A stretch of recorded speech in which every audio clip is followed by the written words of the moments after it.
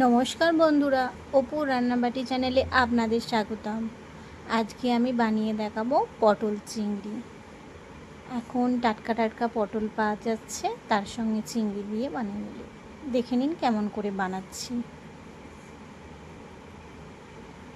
প্রথমে কড়াইতে সর্ষের তেল দিয়ে নিয়েছি, দিয়ে পটল ভালো করে কেটে ধুয়ে হাফ হাফ কেটে নিয়েছি, দিয়ে ভালো করে ভেজে নিচ্ছি।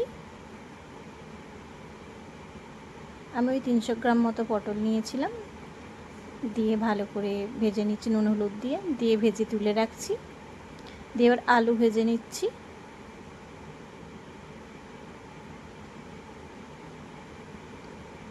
সামান্য নুন হলুদ দিয়ে আলুটাও ভেজে তুলে রাখবো। বন্ধুরা, আমার ভিডিও যদি আপনাদের ভালো লেগে থাকে লাইক কমেন্ট শেয়ার করবেন, সাবস্ক্রাইব করতে ভুলবেন না বন্ধুরা। আর এই রান্না বানিয়ে দেখবেন কেমন হয়েছে, সেটাও জানাবেন কমেন্টে। এবার চিংড়ি মাছগুলো নিয়ে ভেজে নিচ্ছি। এবার সেই তেলেতেই শুকনো লঙ্কা আর জিরে, তেজপাতা আর গোটা গরম মশলা ফোড়ন দিয়ে দিলাম, এলাচ, লবঙ্গ, দারচিনি ফোড়ন দিয়ে এবার পেঁয়াজ বাটা করে নিয়েছিলাম একটা বড় পেঁয়াজ, সেই পেঁয়াজ বাটাটা দিয়ে দিলাম। দিয়ে আদা রসুনের পেস্ট দিয়ে দিলাম 3 চামচ মতো, কাঁচা লঙ্কাও ছিল তাতে 3 চামচ আদা লঙ্কা। আর এবার দিয়ে দিচ্ছি ধনে গুঁড়ো, লঙ্কার গুঁড়ো, জিরের গুঁড়ো, কাশ্মীরি লঙ্কার গুঁড়ো দিয়ে আর 1 চামচ নুন দিয়ে ভালো করে কষিয়ে নিচ্ছি। দিয়ে এবার টমেটো পেস্টটা দিয়ে দেবো,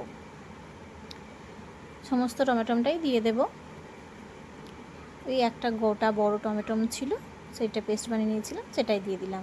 দিয়ে ভালো করে কষিয়ে নিচ্ছি।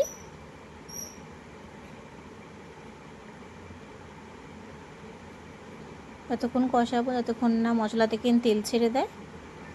দিয়ে দেখুন বন্ধুরা কি সুন্দর কষানো হয়েছে, রঙটা খুব সুন্দর এসেছে। এবার সমস্ত একটু পোস্ত মেটে রেখেছিলাম, ওই 1 চামচ মতো সেই পোস্ত বাটাটাও দিয়ে দেবো। এবার দিয়ে একটুখানি লবণ চিনি দিয়ে দিলাম। দিয়ে এবার আলুগুলো দিয়ে দেব, তার সঙ্গে পটলগুলোও দিয়ে দিব। দিয়ে আর একবার ভালো করে কষিয়ে নেব, যাতে মশলাটা পটলের মধ্যে এসে যায়। ভালো করে কষিয়ে নিচ্ছি।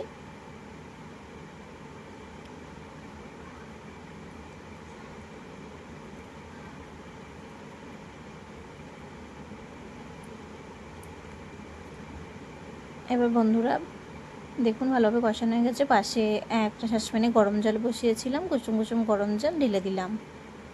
দিয়ে ভালোভাবে ফুটতে দেব, দিয়ে ঢাকা দিয়ে দেব।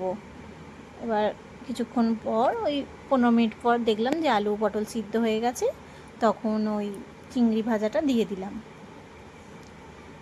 দিয়ে একটু গ্রেভি গ্রেভি বানিয়েছিলাম, তাই একটু চাপা দিয়ে দেবো, গরম মশলা দিয়ে দিলাম, দিয়ে চাপা দিয়ে দিলাম। দিয়ে ফুটে উঠেছে, তখন কিছুটা ধনে পাতা কুচনো দিয়ে একটু গ্রেভি গ্রেভি রাখবো, আর দিয়ে তুলে নিলাম। দেখুন বন্ধুরা রেডি হয়ে গেছে পটল চিংড়ি। একবার বানিয়ে খেয়ে দেখে বলবেন বন্ধুরা। ভালো থাকবেন, সুস্থ থাকবেন বন্ধুরা। নমস্কার।